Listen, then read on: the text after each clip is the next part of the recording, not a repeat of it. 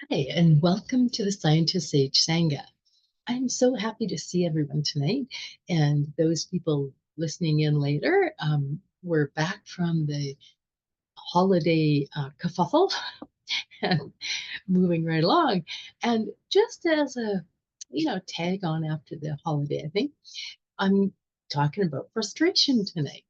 I'm Nancy Anderson Dolan from Wise Heart Wellness. And the idea of frustration came up a lot from lots of people over the holidays, and they just talked about, different things from, how the roads were to how the weather was, to be in close quarters with family a lot, to, misbehaving pets with Christmas trees, all sorts of things. But frustration has always been a really fascinating thing for me to look into. And when I started studying brain chemistry, I found out that there's lots of changes in brain chemistry that give people either a better frustration tolerance or a worse frustration tolerance. And there's lots of other little things like how much you slept, when you ate last, things like that as well. But what happens often is there's a pattern of thinking that gets sort of worn into our brains. And it's hard to change without some very specific looking at it. And I've been teaching some things that were not written into the email that goes with this video, but I'm going to do a little work with them tonight with you guys because it's quite new material, but I really found it to be so helpful for people in changing that, taking frustration and changing it to flow and just using it as a jumping off point, the actual moment of frustration. And so we're gonna talk a little bit more generally first about the frustration, and then I'll jump into the what's called pearl habits. And so, because frustration can be really, it's the definition is like people are feeling upset or annoyed, and usually because of an inability to do something, change something, achieve something, or acquire something. We want something, we don't get to have it, and that creates frustration in us. And it might happen in really little ways, just can't find the socks that match, or you maybe have, had a horrible thing happen, and somebody said they will do something for you only to discover they're not following through. Or you go to start your car and it won't start. Or you have taken really good care of yourself and you get really ill. So there's frustration from the whole continuum, and there's a whole bunch of emotions with it. And it depends on the person and depends on the situation, what kinds of emotions. So it's not just an emotion of frustration. Frustration is really like a subset of emotions for people that are different for every single person. Then sometimes the scale determines the emotional reaction, but not always. Because if you have a low frustration tolerance and something happens, you can just blow up. And when that happens to someone around us, what's wrong with them? But it can just as easily happen to us. And it can happen about things that are really natural. Like I go out and I go for a walk and all of a sudden it rains and I didn't bring my raincoat. And I can be like, it's not fair somehow. And those kinds of feelings that bleed into odd thoughts, really odd thoughts. When I talk to people about what they're frustrated about and why they're frustrated, they come up with really interesting explanations. And I really encourage them to explore those a little bit and see that they seem a little bit odd.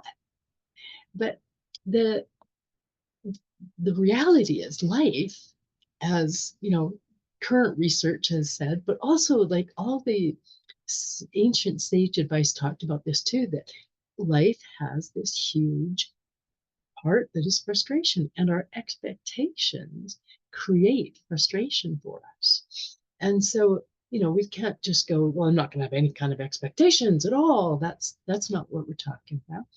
But it really is talking about how those expectations we might have fit with what is actually going on.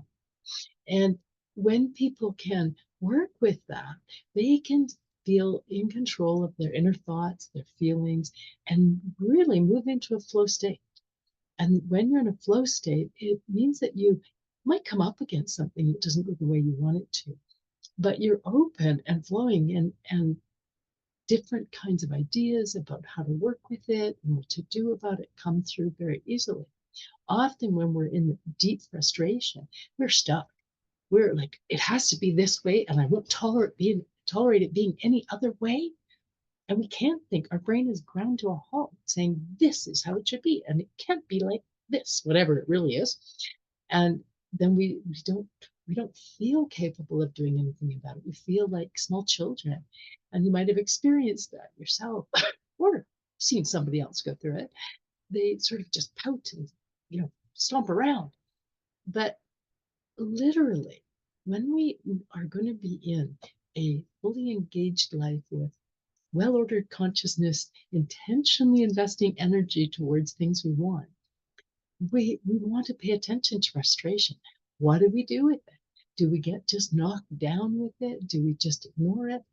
Often, when I talk to people about frustration, I'll say, well, oh, what do you do with that frustration that you have? They say, well, I just leave the situation. I'm like, well, that's not necessarily bringing the cortisol in your body down or changing your emotional thoughts about it. Matter of fact, it can sort of cement your brain into avoidance as opposed to using frustration as a point to flow forward. So when I get into it, I tech trouble was one of the biggest things. When you see the little circle on your computer where nothing's happening, and it used to literally make me almost faint with anxiety and distress. And now I'm not wild about tech trouble, but I do love figuring tech trouble out. And I want to see what's going on and what can I do? What about this? And so I take a different mode of operation into it when I have that particular frustration. And this is what we're going to talk about tonight. How do we work with that turning frustration into flow? And it matters what you think about how life goes. Because if we think about, life should go smooth as I want it, and like this, then we're often frustrated. Particularly if we think other people should do as we want, in the timing that we want, in the way that we want. Because rarely does that happen like that. And truly, life doesn't roll smoothly often. There's many different things, from a red light to a lost wallet to all sorts of things. And if we're stuck like that in life should just go like this, then frustration really builds up. And if we think that, life is against us, we have frustration at every moment because we're waiting for that thing that isn't going to go the way we think it will. So living that manner, frustration is really challenging. But if I go along and I think, well, things are not going to go my way all the time, and we'll see what happens. And if I'm looking at it that way, I have much less experience of frustration and all that download of negative chemicals that aren't healthy for my body and don't help me think. But if I go, well, oh, it doesn't matter, that's not it either. That's masking it. We still create more frustration. We're just not admitting the frustration. So we're just going to try and not avoid, not fight, and not force life. We're just going to keep trying to come back to flow. And this idea of it is a little bit challenging for people because especially things we really simply don't want to accept, like in the time of COVID, people really fought the facts of how contagious COVID was because they were frustrated with how they had to live because of it. But some of these things turned deadly because they could not accept that, couldn't work through that frustration, just kept fighting against it or ignoring reality, things like that. And that can happen all the time. My most common problem with that is I look at my gas tank, it's not full, and I'm like, no, I don't really have time to get any. And for a long time, I ran out of gas a lot of the time. So my frustration got worse, of course. So we want to look at this idea of low frustration tolerance. And that can be different for different people. But literally, that low frustration tolerance could be caused by any number of things. It could be caused by learning. Maybe that's what you learn from people around you. Maybe it's what you feel. There's emotions that come up. And if we can't sort of notice the emotions and let them move, open them up, acknowledge them, then it cycles into more frustration. And so we literally get a really easy trigger in our bodies. And I work with a lot of addicts, and a lot of the time when I talk to addicts and say to them, okay, make a list of your frustrations, they'll put on the top of the list is things like other people chewing and things around them that they can't really control, but they're hypersensitive to. And that's a symptom of unaddressed frustration, unmanaged frustration. So there's lots of things that go into it, but we really want to pay attention. There's mental health things, all sorts of things like that. But mental health problems can also lead to more frustration, which leads to more mental health problems. So if we learn to move through frustration, we can actually help mental health problems as well. It's very clearly showing that anger management and depression and anxiety is really helped by dealing with frustration tolerance. So we're just going to,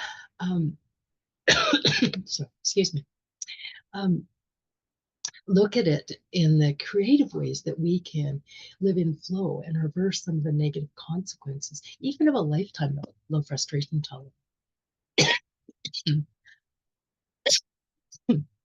Excuse me, I'm just getting over an illness, and we're going to try and get through this a little less of that. Um, this there's an idea. Veronica Walsh has a really simple form on her website, and the name is Veronica Walsh. And actually, the website is Veronica Walsh. And that website, it has a lovely form, and it just says, I cannot tolerate, I will not tolerate, I should not have to tolerate, with little boxes. And in those boxes, people reframe this unrealistic thinking. And so I cannot tolerate might come into, well, actually, I prefer if I didn't have to, but you know, if it's raining and I'm out there without a rain, an umbrella or a raincoat, I will just put up with it, and I will not tolerate. Well, I will because I may not have a choice. So if I'm stuck in traffic, I may not have a choice. I'm not likely going to jump out of my car and walk away. So I should not have to tolerate. This is one that comes up a lot for people. And it isn't unnecessarily that they think they shouldn't have to tolerate, but it's the situation is so uncomfortable for them that that's where their mind goes. I shouldn't have to do this. It shouldn't be like this. And really, when we put that in Veronica's form and look at it, that says, like, who says I shouldn't have to tolerate this? Other people have to tolerate this. Why shouldn't I have to tolerate? And that idea that, life shouldn't have any stressors. I shouldn't have to tolerate, things that make me frustrated. And we can see that that's not logical and that's not likely. So just to go through those simple things can be really, really helpful. And through those kinds of explorations, they really can start to shift how we're thinking, particularly on things that we are repeatedly frustrated with, like traffic. Instead of going into road rage, we can go, oh, I can see. I'm going to observe what's going on for me. That's always step one, what's going on. And it is the first part of evolving your frustration responses, because some people don't even realize they're living in constant frustration. But when I make them make a list of it, they're like, I'm frustrated almost all the time with it. I'm frustrated that I don't remember something. I'm frustrated that my partner didn't do this. And I'm frustrated because it's still dark out at this time of year, and all sorts of things. And we start breaking them down and look about which things they have any influence over, how they can help themselves be more comfortable in the moment of frustration, and how they might change the thoughts going through their mind to take them away from. So, because we do give our brains instructions on how we're going to navigate things. And so, if we give our brain the instruction that I don't have to tolerate this, I shouldn't have to, that's what it'll feed back to me. If I give the brain my instruction, how can I explore doing this a little differently so I don't get frustrated. My brain will actually start to look for ways to do that. So going into the ideas is really important. Then exploring how you can shift your biological frustrations is really useful. I had a wonderful time with that in an addictions class last night, and I was saying, well, if you're biologically frustrated, like you can feel your heart beating, your shoulders stiff and hunched up, I want you to take a pen, just a regular pen like this, and go like this. And they're all like, you're not going to trick me into smiling. And I said, well, it does trick your cheeks into smiling. And when your cheeks are tricked, your body actually starts to download different kind of chemicals that make it harder to feel frustrated. And so you can change your biological things just like that. Or you can start to breathe slower and slower as you're in the frustrating circumstance, as sort of reverse reaction to what most people do when they're handling frustration. And it'll start to just move around differently in your body. As you breathe slower, your body relaxes instead of getting more intense and more stressed. So there's a real biological thing. I often will drink some tea when I'm frustrated, say with a conversation or my thought process, or can't get something to go the way I want. I will stop and take that tea, and it warms my body, and my body opens up a little bit to the other possibilities, other paths to flow down. But step three, now you're going to have seen a little different now, the thoughts and the emotions and that sort of thing. But the ongoing practice about how are you going to go through life? Are you going to continue trying to force your way through life? It really important part of it is to feel some of the emotions, because maybe we are really, heart set on going to a particular place or getting a particular thing, or connecting with a particular person. But if we can start addressing our emotions, we can start slowing things down again and seeing other doorways. So just allowing the emotions, like I'm so disappointed I didn't get there on time to be able to go to this event, or I'm so frustrated that I couldn't download my ticket so I couldn't get in. And I'm angry. I'm angry at myself. I'm angry at the event people. I'm just angry. But as soon as I can name and feel, that starts to clear out some space again. So the repetitive thought, though, of why doesn't so and so do this or that is probably one of the most important ones that can be shifted by emotion. If I can go along and go, oh, I don't know what that person is doing or why they're doing it. Or, yeah, I don't know. I could just ask them what they're doing. And so I can shift that emotional thing instead of building it up and building it up. And I'm going to make them do something, and that sort of monster voice comes out, even in your mind, you're in trouble. So it really is shifting those different things.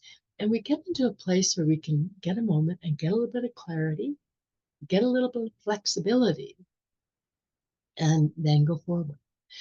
And I've done that actually with the ticket thing at trying to get into see my son play hockey. And they said the tickets weren't what we needed and we couldn't change them.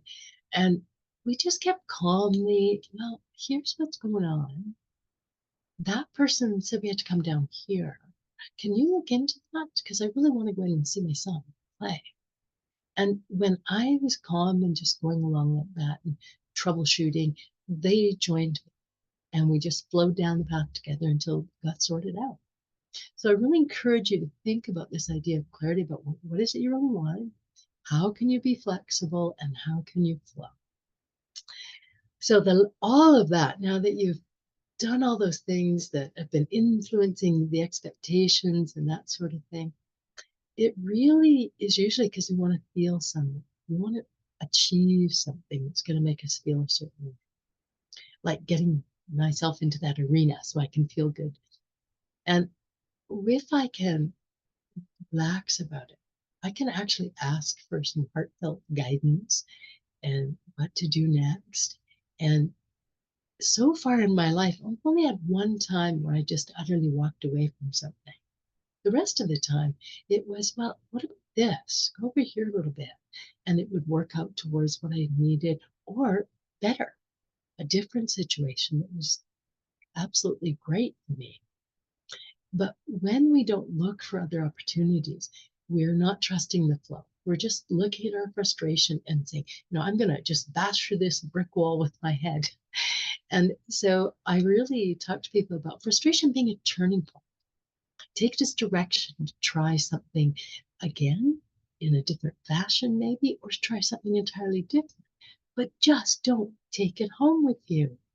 Because the more you take it home with you, the more likely you'll be frustrated the next time something else happens. And when we're really frustrated, we're not always the nicest, most congenial people, and people aren't as likely to help you. So just doing those things can really be helpful. And I'm just going to take you into these pearl habits for just a couple of minutes instead of doing a meditation here. And I've got my whiteboard out, and I'm going to type on here text. There we go. I'm going to take this text up so it is easy to read. Okay. The first question you ask is, what's going on? Why am I frustrated?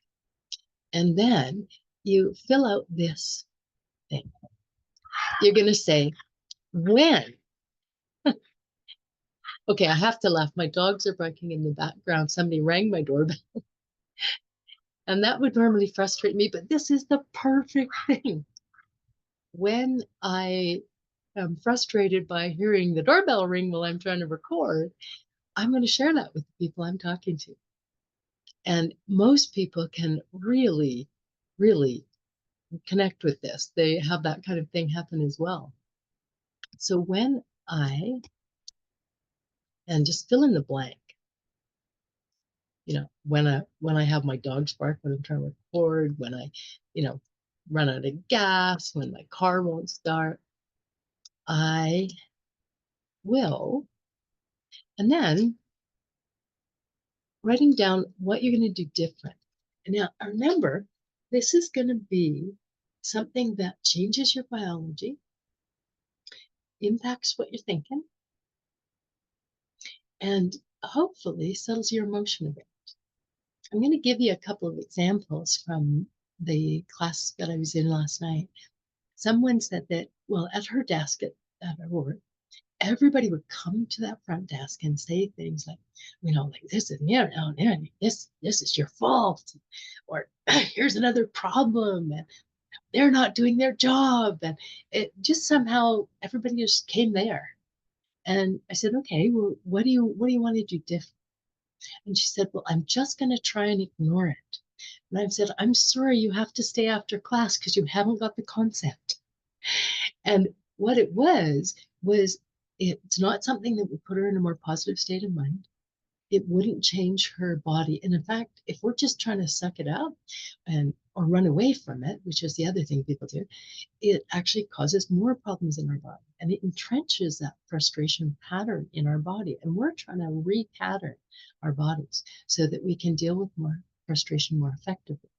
There's always going to be some frustration, but we want to deal with it a little differently rather than embed it in our bodies. And so I said, well, could you imagine that they come walking towards you and they're putting on all sorts of makeup so they're ready for the drama they're going to present to you? And she laughed out loud and she said, oh yeah, that's a great idea. Because there was always some sort of drama that they're approaching her with. And then she could literally breathe and just sort of be smiling in her head and, outwardly smiling to them. But because she wasn't trying to force it away or talk them out of it or anything, they would just wander off easier. And so that was a really important point for her to think about in her body. That's what she'll do. She said, I will think about them being, all made up for a big drama that they're going to bring to me. And then she can just be interested but uninvolved. where before she was taking a little personally. And this saves her time at work because they're not lingering so long. She's not trying to talk about it or get any details or fix it. And they just sort of wander off because they're not getting the feedback they want. They're not getting the relief from their frustration that they want from her to say, yes, you're right, you poor thing, you know? So it was a really useful thing to do.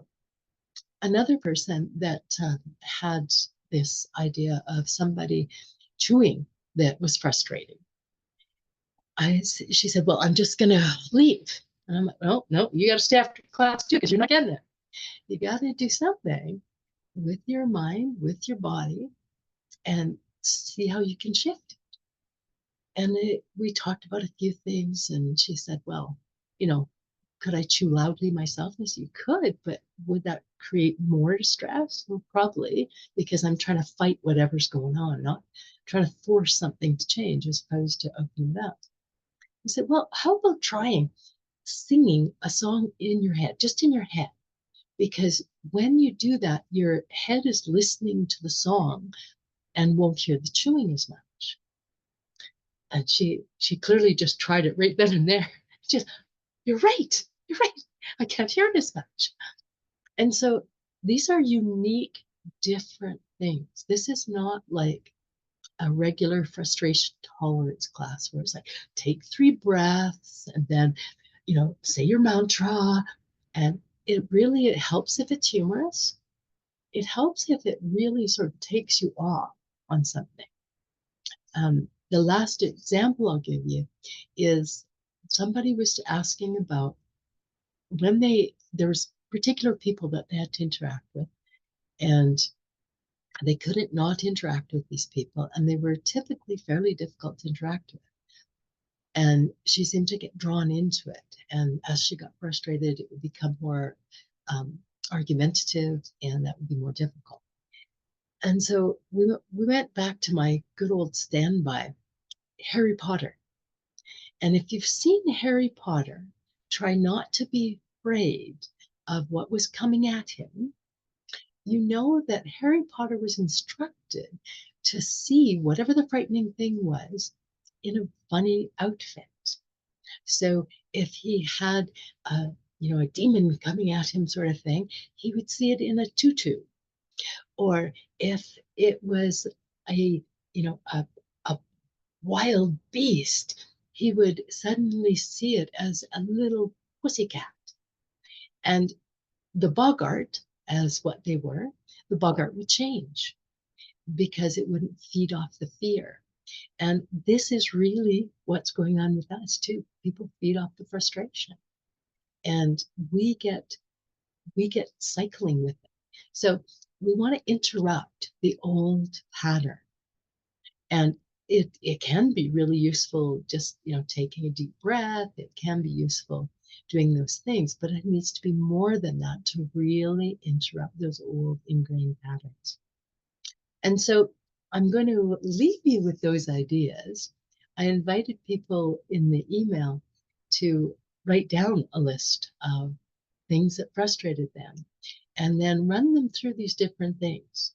Run them through, is there a story behind it that I can't tolerate it, or I shouldn't have to, or I won't? Those kinds of things, and take that story apart if you can. And it doesn't mean we don't do things about things. As I was talking to people, there are so many things that we don't need to do anything about, that we just need to accept.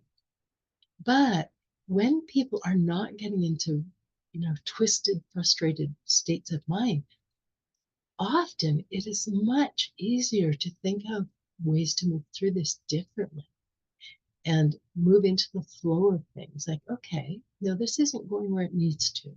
Okay.